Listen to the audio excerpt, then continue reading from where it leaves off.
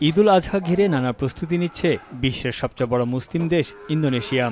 কোরবানির ঈদ ছাড়াও অন্য সময়ে স্থানীয় চাহিদার যোগান দিতে দেশটি অস্ট্রেলিয়া, ভারত, ব্রাজিল, যুক্তরাষ্ট্র থেকে বিপুল পরিমাণ গরুর মাংস ও গবাদি পশু আমদানি করে।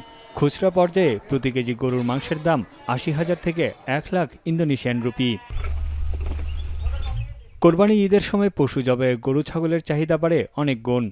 তবে বাড়তি দাম ও লালন পালনের ব্যয় মেটাতে না পারায় বেশিরভাগ সময় ক্ষতির মুখে পড়তে হয় খামারিদের। এমন অবস্থায় এবার দেশটির পূর্ব জাভা অঞ্চলে শুরু হয়েছে উট পালনের নতুন উদ্যোগ।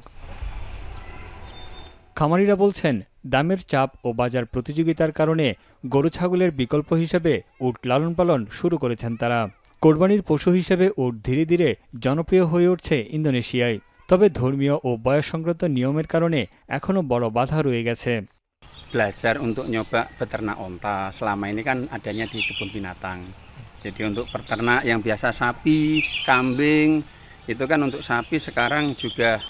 কোরবানি ঈদ ঘিরে উটের খামারে বেড়েছে বিনিয়োগ। গরু ছাগলের চেয়ে লাভ বেশি হওয়ায় উট পালনের দিকেই ঝুঁকছেন খামারিরা। Itu pertama dari umur. Jadi umurnya rata-rata masih 3 tahunan. Harusnya minimal kan 5 tahun.